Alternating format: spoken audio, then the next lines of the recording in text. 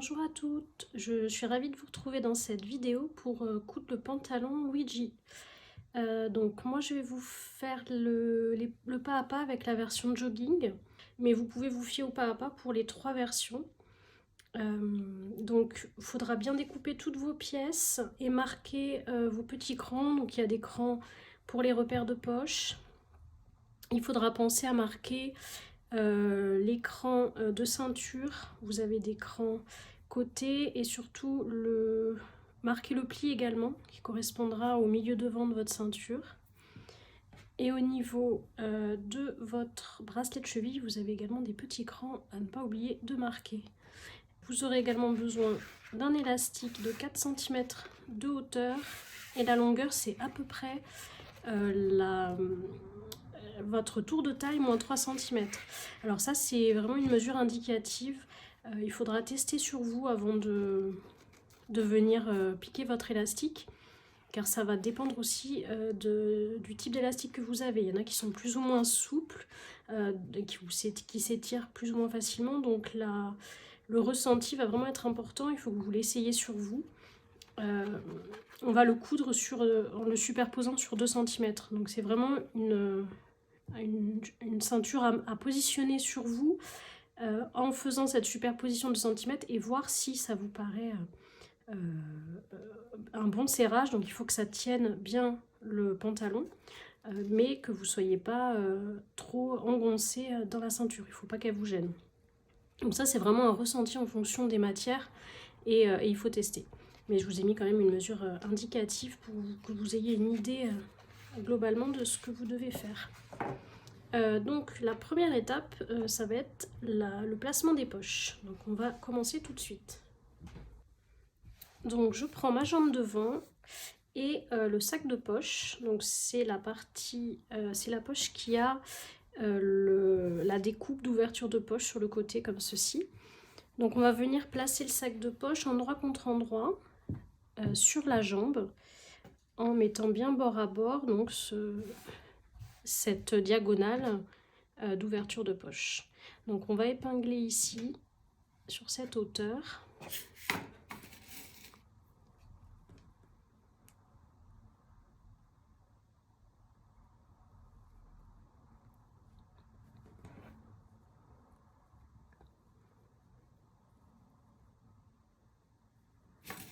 Et on fera un assemblage donc à 1 cm du bord, mais je vous conseille de le faire celui-ci à la machine à coudre à 1 cm du bord au point droit. Même si vous cousez à la surjeteuse, ça fera moins d'épaisseur pour retourner la poche.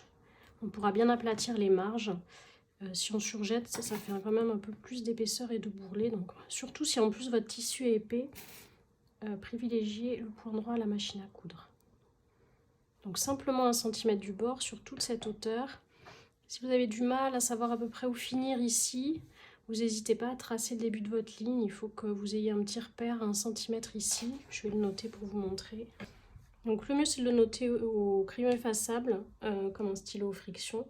Bon, là moi je le note au crayon craie. Donc je fais une petite marque à 1 cm, un peu plus haut également. Et après je viens tracer ma ligne.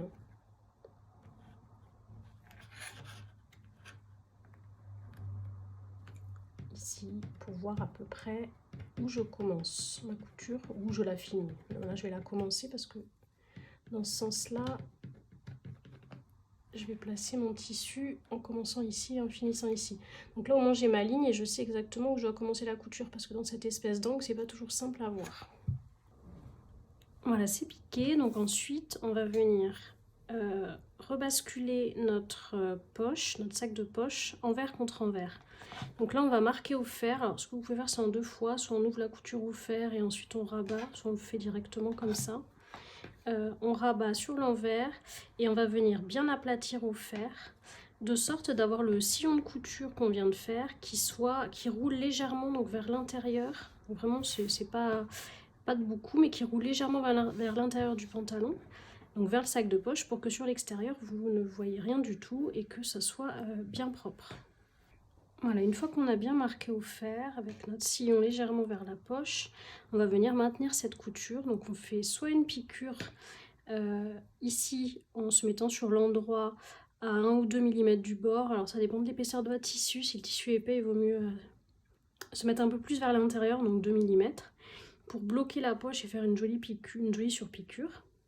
Soit, si le tissu est très épais et qu'on n'a pas envie d'avoir une surpiqûre non plus, on peut aussi faire une piqûre nervure. Donc on réouvre ici et on va venir coudre sur l'endroit du sac de poche en déployant les marges de couture vers le sac de poche, et on coud à 1 ou 2 mm de la couture d'assemblage côté sac de poche. Donc ça va maintenir ensemble la marge de couture et le sac de poche, ce qui fait qu'une fois rabattu, ça permet à la poche de bien se positionner. Donc après, c'est vraiment au choix au niveau de la finition que vous souhaitez. Voilà, j'ai fini ma surpiqûre. Donc moi, j'ai fait la petite couture nervure juste côté sac de poche, donc on ne la voit pas de l'autre côté. Et après, je suis venue bien réaplatir au fer. Maintenant qu'on a fait ça, on va pouvoir positionner les fonds de poche sur les sacs de poche. Donc je prends mon fond de poche correspondant. Donc pour ici, c'est celui-là qui va venir se placer comme ceci. Et on va venir assembler toute la partie arrondie, donc tout ce qui est ici. Donc on va positionner les épingles. Donc d'abord aux extrémités. Donc là on ne prend pas dans l'épinglage le pantalon. On se concentre uniquement sur le sac de poche et le fond de poche.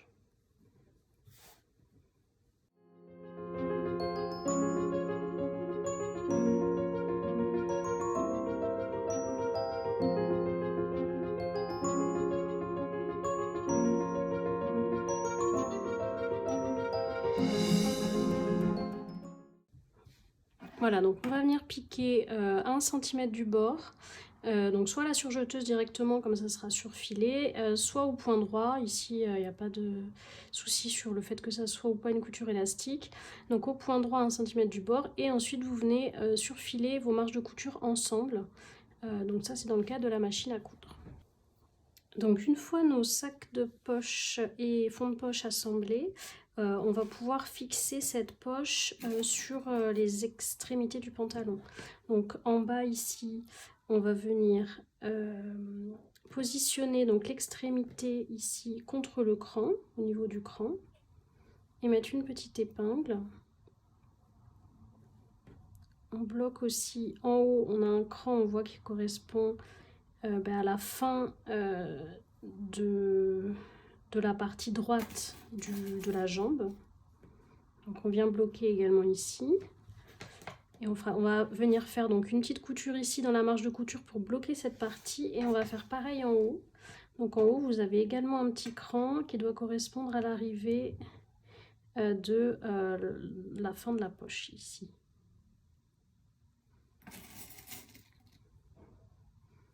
De l'autre côté, on a un cran qui correspond à l'ouverture de poche qui arrive ici. Pareil, on vient positionner une épingle. Et de la même manière, dans la marge de couture, on va venir assembler donc cette poche avec la jambe pour bloquer bien en place. Donc on fait à chaque fois dans la marge de couture, donc à 0,5 à peu près, donc sur cette largeur ici, au point droit. Voilà, une fois cousu, on a la poche qui est bien bloquée en place, et il y a juste la partie qui restera libre dans le pantalon qui n'est pas fixée. Donc on a fini cette partie poche. D'ailleurs, j'ai un beau raccord de cœur que je n'ai pas fait exprès, mais qui du coup est là, et c'est plutôt chouette. On va passer à l'assemblage des jambes devant et dos. Donc dans le cas du pantalon large ou jogging, c'est la même version, c'est celle qu'on va faire ici. Dans le cas du short, faites attention, on va assembler que les côtés intérieurs des jambes, puisqu'ensuite il faudra venir poser le biais qui fera la finition du bas de jambe avant de fermer les côtés extérieurs, donc les côtés où il y a les poches. Donc regardez bien dans le livret pour faire l'étape en 2 fois. Donc nous, on va pouvoir le faire directement couture extérieure et couture intérieure, puisque on n'a pas d'autres étapes à faire entre-temps. Donc je prends ma jambe dos correspondante que je viens poser endroit contre endroit avec ma jambe devant. Et on va venir épingler donc, toutes les hauteurs de jambes. Donc je vais commencer par l'extérieur. Donc je commence par l'extérieur, j'assemble les extrémités d'abord.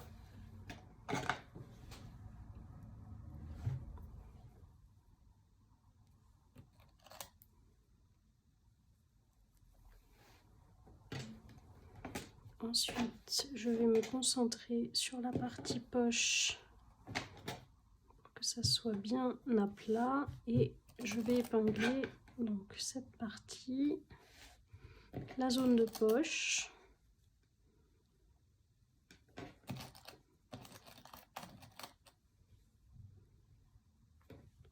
Donc dans le cas de la couture à la machine à coudre, on peut être sur un point qui n'est pas élastique. Après, au niveau de la finition, vous avez deux possibilités. Soit vous allez surfiler les jambes, donc le devant et le dos séparément avant d'assembler. Et ensuite, vous ouvrez vos coutures au fer. Donc ça, c'est recommandé pour les tissus épais. Sinon, vous risquez d'avoir quand même des bourrelets. Soit vous pouvez coudre à 1 cm du bord et ensuite surfiler les marges ensemble. Et ensuite, vous les plaquez au fer d'un côté ou de l'autre. Mais sur tissu épais, je vous conseille plutôt de les faire séparément.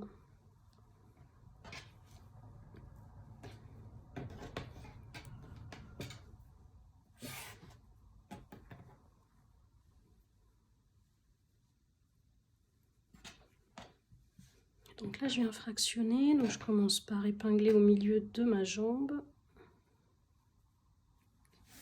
Et ensuite, je vais séparer. Épingler en séparant chaque fraction à chaque fois en deux, jusqu'à avoir mis suffisamment d'épingles.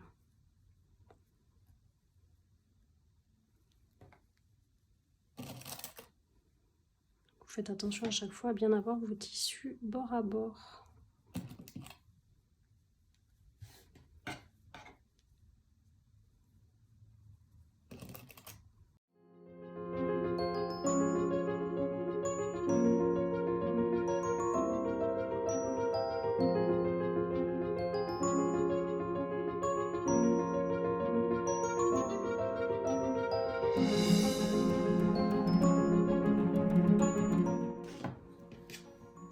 Voilà. Ensuite, on fait exactement la même chose sur la jambe intérieure.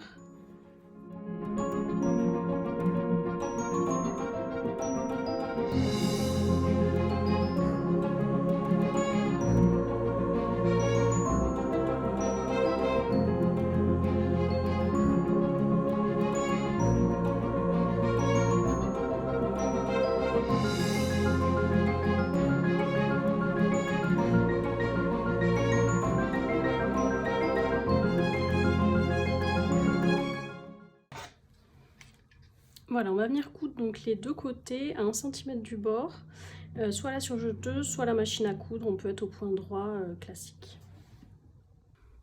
Voilà, une fois que les jambes dos et devant sont assemblées, on va passer à la couture de la fourche. Donc on va laisser une jambe sur l'envers et une jambe sur l'endroit. Et je vais venir insérer ma jambe sur l'endroit dans ma jambe sur l'envers. Comme ça, on va avoir les tissus qui vont se retrouver endroit contre endroit. Alors on fait attention au sens, il faut bien avoir la jambe dos contre l'autre jambe dos et la jambe devant contre l'autre jambe devant. Donc une fois inséré, on voit que nous avons notre ligne de fourche ici qu'on va pouvoir assembler et coudre. Donc on va venir faire attention à bien juxtaposer nos coutures ici qui sont la couture côté intérieur des jambes. Donc on vient la juxtaposer et mettre une épingle pour que ça soit bien dans le prolongement ensuite, une fois cousu, qu'il n'y ait pas un décalage. On vient épingler nos extrémités, donc le haut de chaque dos et devant.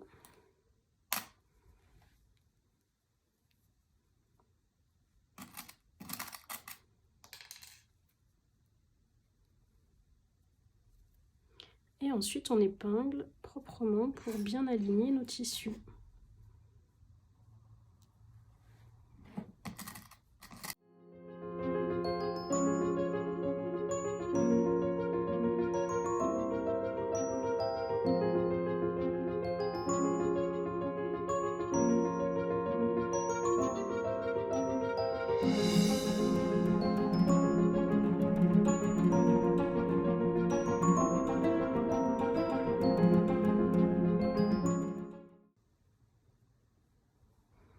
Voilà, une fois épinglé, on va venir coudre donc en une seule couture toute la goutte de la fourche. Il faut que ça soit une couture élastique pour le confort du pantalon. Soit sur jeteuse, soit vous pouvez faire à la machine à coudre, utiliser un fil élastique type Seraflex qui vous permet de coudre au point droit mais de garder une élasticité de votre couture. Ou sinon, vous utilisez un point élastique. Donc là, la fourche, c'est une zone qui va avoir pas mal de traction, il faut une couture solide, donc ça peut être pertinent d'utiliser le triple point, qui est un point qui ressemble à du point droit, mais c'est comme si on superposait 3 fois une couture de point droit, mais elle a la particularité d'être élastique, puisque la façon dont elle se pique par le dessous crée l'élasticité du point. Donc ça peut être pertinent pour une fourche d'utiliser ce point-là. Après, vous avez aussi la possibilité d'utiliser un point éclair. Mais voilà, pour un assemblage, c'est pas forcément ce qu'il y a de mieux. Donc le triple point, ce sera le plus indiqué. Et ensuite, vous venez surfiler ensemble vos marges de couture, les deux épaisseurs en même temps. Voilà, une fois assemblé et surfilé ou surjeté, on vient retourner le pantalon sur l'endroit. Voilà, notre base de pantalon est prête. On va pouvoir passer à la ceinture. Donc, d'ailleurs, j'ai pas cousu ici. Bon, c'est pas très grave, on va mettre une petite épingle. Tac. Et on va donc préparer notre ceinture. Donc, je mets la pièce pantalon de côté et je prends ma ceinture. Je vais venir la replier endroit contre endroit dans la largeur pour former le tube et coudre donc, ces deux extrémités ensemble qui correspondent au milieu dos. Donc je mets quelques épingles et là je vais venir coudre à la machine à coudre au point droit, pas à la surjeteuse pour pouvoir ensuite ouvrir mes coutures au fer et avoir moins d'épaisseur une fois tout assemblé. Ce sera plus facile pour la couture et ce sera plus aussi, ça fera une meilleure finition puisque vous aurez moins d'épaisseur sur cette jonction là qui est le milieu dos. Vous allez avoir les marges de couture, ensuite la bande va être pliée en deux et ensuite il va falloir le coudre au bas du pantalon, donc ça va faire quand même beaucoup d'épaisseur sur cette zone. Donc le mieux ce sera d'ouvrir nos coutures au fer. Donc au point droit, 1 cm du bord, ici. Voilà, une fois assemblée, j'ai ouvert mes coutures au fer et je suis venue replier envers contre envers ma ceinture dans la hauteur. Et j'ai bien marqué le pli au fer. Donc la ceinture est prête, on va préparer l'élastique maintenant. Donc l'élastique, on va bien vérifier la mesure et ensuite on vient le superposer, donc comme ceci, sur 2 cm. Donc là à peu près vous devez avoir 2 cm. Donc quand vous essayez votre élastique pour voir si tout correspond bien, vous le superposez également sur 2 cm pour voir exactement le rendu final. Donc je bloque avec les épingles et je vais venir coudre pour fixer donc cet assemblage. Il va falloir une couture qui soit assez solide. Donc moi ce que je fais, c'est une couture rectangle qui est à peu près de la hauteur de la ceinture et de la largeur un peu moins de 2 cm pour recouvrir la partie superposée. Donc je fais ce rectangle et ensuite je viens coudre des diagonales à l'intérieur pour que la couture reste bien solide parce qu'elle va quand même être soumise à beaucoup de traction au niveau de l'assemblage de l'élastique. Ça va tirer régulièrement, donc il faut que ça soit bien solide au niveau de la tâche. Voilà, j'ai assemblé, donc la couture n'a pas besoin d'être belle, il faut juste qu'elle soit solide. Ensuite on va prendre notre ceinture et venir insérer l'élastique à l'intérieur. Donc on va lui faire un point de fixation, c'est-à-dire qu'on va fixer la partie qu'on vient d'assembler au niveau de la couture milieu dos. Alors dans mon cas, je vais faire attention au sens de ma ceinture parce que j'ai un motif. Si vous avez un tissu uni, ça n'a pas d'importance. Mais là, je vois que je suis dans le bon sens de mes cœurs. Donc ma ceinture va être comme ceci, on verra cet extérieur-là. Donc je me place sur le dos, au niveau de la jonction. Et là, je suis sur la partie qui se verra. Je viens insérer ma ceinture. Donc les deux jaunes de jonction ensemble, jonction d'élastique et jonction de ceinture. Je pousse bien ma ceinture au fond, enfin mon élastique au fond de la ceinture au niveau du pli que je viens de faire. Et ensuite, je rabats bien bord à bord. Là, je vais venir faire tenir avec une épingle.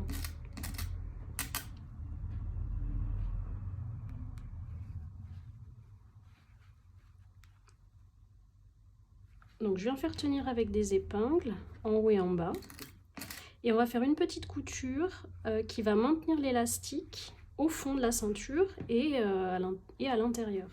Donc, on l'a fait dans le sillon de couture ici, sur toute la hauteur, au point droit, la machine. Et donc, si vous cousez bien à l'intérieur du sillon, on ne la verra pas, ou presque pas. Et donc, on le fait sur le côté qui va être l'extérieur de notre ceinture. Donc là, c'est mon cas ici, puisque mes cœurs sont dans le bon sens. Car de l'autre côté, normalement, vous avez bien aligné, c'est censé aussi être dans le sillon, mais il peut y avoir un léger décalage. Donc, on mettra le côté le plus propre à l'extérieur.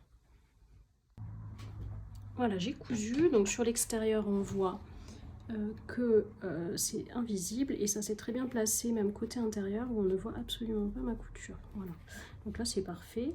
On va insérer tout l'élastique dans la ceinture, donc placer un petit peu tout ça. Votre élastique normalement n'a pas une grande variante de taille par rapport à la ceinture, c'est normal. La ceinture elle est là surtout pour gainer un petit peu, apporter un peu de maintien, mais c'est pas forcément, l'élastique n'est pas forcément là pour faire froncer la ceinture. Elle va être très peu froncée une fois posée. Voilà, donc là c'est à peu près installé et donc on va pouvoir la poser sur notre pantalon. Pour celles qui débutent, qui sont pas très à l'aise avec l'assemblage de 3 couches, vous pouvez en amont, si vous le voulez, assembler les deux bords de ceinture ensemble, en cousant avec un point élastique par contre, pour préparer un peu votre ceinture et que la couture ensuite soit plus facile à faire pour la peau sur le pantalon. Donc là je peux le faire par exemple pour vous le montrer, je vais faire un point zigzag, je vais donc relier mes extrémités de ceinture. En plus moi j'ai un tissu qui roule là, qui bouloche, donc c'est pas forcément évident de bien aligner tous les bords. Donc ça va être aussi l'occasion d'avoir quelque chose qui est plutôt propre. Donc on met nos crans bien en regard à chaque fois. Ça va être vos repères de montage ensuite.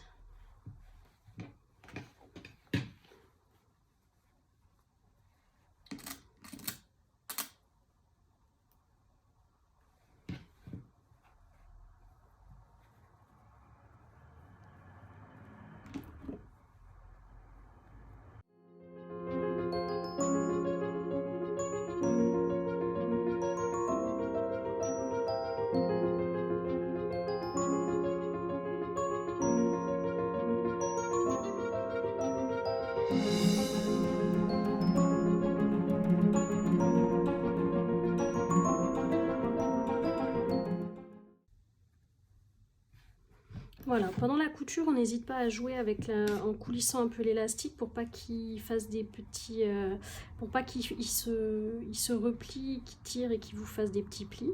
Donc on étire, soit on étire un peu le tissu, soit on fait un peu glisser l'élastique dans la matrice. Bon là on voit que ça se positionne assez bien, mais vous voyez là ça gondole très légèrement, donc voilà on étire un petit peu. Donc je vais coudre là au point zigzag juste pour fermer cette ceinture et que ça soit plus facile à assembler ensuite. Voilà, donc j'ai cousu au point zigzag, donc j'ai fait un point large parce qu'il n'y a pas besoin d'avoir quelque chose d'étroit parce qu'on va avoir la couture ensuite qui va se faire par-dessus. Donc c'est vraiment juste pour maintenir. Donc bien sûr vous faites ça dans la marge de couture.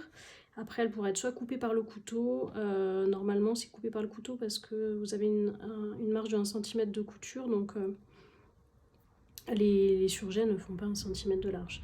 Donc ce sera de toute façon coupé, mais ça permet un assemblage plus facile. Et puis pour celles qui cousent à la machine à coudre, ben, ce sera caché ensuite à l'intérieur de votre surfilage. Donc maintenant on va pouvoir passer à la pose de la ceinture sur le pantalon. Donc là je l'ai positionnée comme elle sera à la fin, avec mes cœurs donc bien à l'endroit. Et je vais venir commencer par épingler le dos. Donc là j'ai mon dos. Je bascule ma ceinture. Alors ma ceinture sera comme ceci, donc je la bascule comme ça pour faire endroit contre endroit. Et je viens faire attention à bien juxtaposer mes coutures de milieu dos. Donc je bloque avec une épingle. Là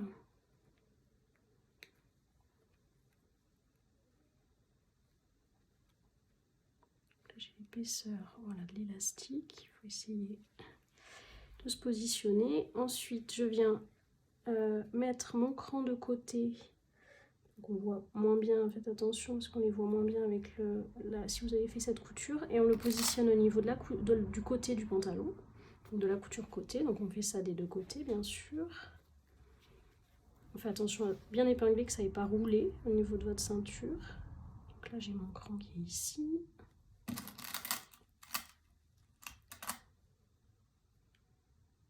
On pense à toujours bien pousser son élastique vers le fond de la ceinture parce qu'il ne devra pas être pris dans votre couture. Et ensuite, j'ai mon cran milieu devant qui est ici et qui devra se juxtaposer sur la couture milieu devant des jambes. Donc une fois qu'on a positionné tout ça, on va venir épingler soigneusement en étirant légèrement à chaque fois, car la jambe, le pantalon est un peu plus large que la ceinture. Donc on étire et on vient épingler en fractionnant, donc en commençant toujours par les milieux.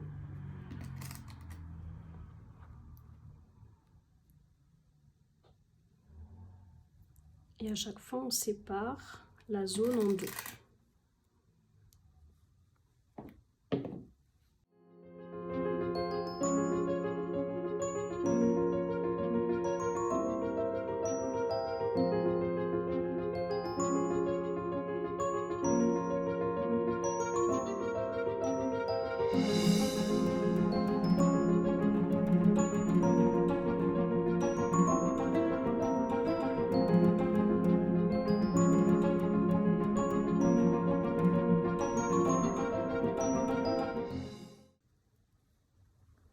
Voilà, une fois épinglé soigneusement, on va venir coudre 1 cm du bord en faisant bien attention de ne pas prendre l'élastique dans la couture. Alors normalement il y en a quand même une marge importante, vous avez 2 cm entre l'élastique et votre bord, donc ça permet d'avoir un peu de marge quand on coud et de ne pas être gêné par l'élastique. Mais faites quand même attention de ne pas le prendre dans votre couture. Et il faut coudre cette ceinture donc au point élastique. Donc soit directement à la surjeteuse en surfilant, soit vous pouvez le faire à la machine à coudre avec fil élastique ou point élastique. Donc ça peut être le triple point ou le point zigzag. Et vous le faites en une seule fois.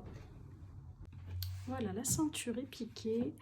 Maintenant, il ne nous reste plus qu'une petite finition à faire pour éviter que l'élastique roule à l'intérieur de la ceinture et que ça se déplace, pour qu'on répartisse bien l'élastique en fait de la ceinture.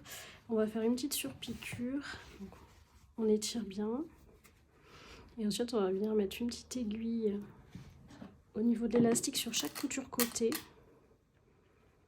Et on va venir coudre au point droit sur toute la hauteur de la ceinture dans le prolongement de la couture côté. Donc ça donnera l'impression que la couture continue. Et ça va permettre de fixer notre élastique pour plus qu'il bouge quand on va le porter ou le laver. Donc voilà, les surpiqûres sont faites sur le côté, sur chaque côté. Et il va rester les finitions du bas de jambe. Donc pour le pantalon sans bord côte ou sans bracelet de cheville, il va falloir faire surfiler en fait le bas ou surjeter et venir faire un repli de 2 cm vers l'envers qu'on marque bien au fer et ensuite venir coudre à peu près 5 mm du bord, ou donc 1,5 du bas, avec un point élastique de préférence, donc toujours fil élastique, ou le mieux c'est la double aiguille, c'est ce qui aura comme finition de plus joli et de plus pro, mais après vous pouvez très bien faire fil élastique ou un point élastique plus simple comme le triple point ou le zigzag. En double aiguille par contre, privilégiez du coup une tension de fil autour de 3 pour que les points soient réguliers. Et on peut allonger le point si le tissu est épais, ça aidera à avoir une piqûre régulière. Voilà, ça c'est pour le bas de jambe simple. Nous on va poser du coup le bord-côte, ou le bracelet en tout cas de cheville. Donc on va le préparer. Donc ça se prépare exactement comme la ceinture. Je prends mon bracelet que je rabats, que je plie en deux, endroit contre endroit, dans le sens de la largeur. Je viens épingler mes deux bords ensemble et je vais coudre à 1 cm du bord au point droit pour venir ensuite ouvrir mes coutures au fer. Et au fer, je marquerai le pli de la ceinture en la repliant envers contre envers sur la hauteur.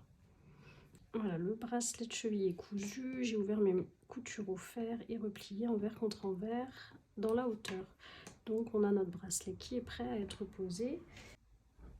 Voilà, donc je mets ma jambe en droit face à moi et le devant de la jambe face à moi.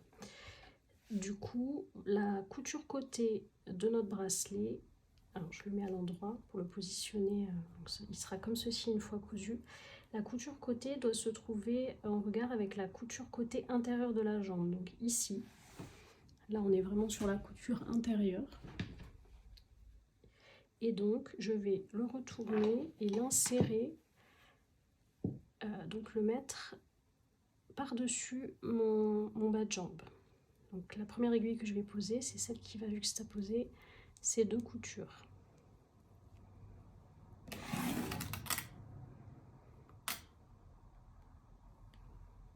Ensuite, en face, vous avez l'autre couture côté, la couture côté extérieure de la jambe, qui doit coïncider avec le cran qu'on a sur notre bracelet de cheville.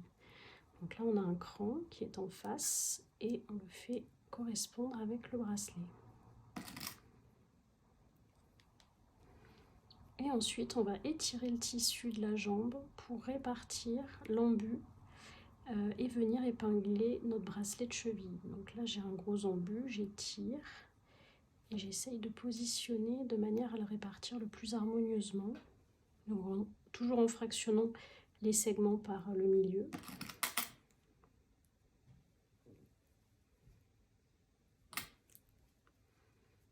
Et à chaque fois, j'étire et j'épingle.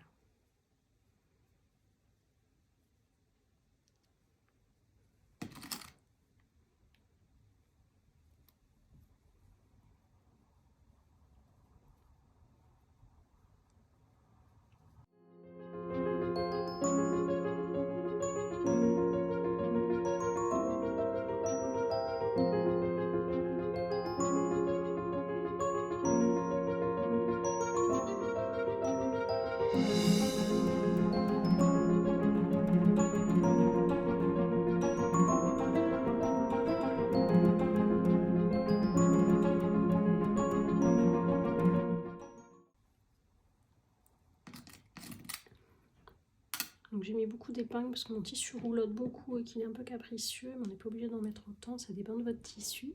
Et on va venir faire une couture élastique à 1 cm du bord, donc soit sur jeteuse, soit machine à coudre, au point élastique ou fil Serraflex. Voilà, les bracelets de cheville sont posés et donc on a fini ce pantalon. On peut, si on souhaite, faire quelques finitions de surpiqûre, c'est-à-dire au niveau de la ceinture et des poignées des bracelets de cheville.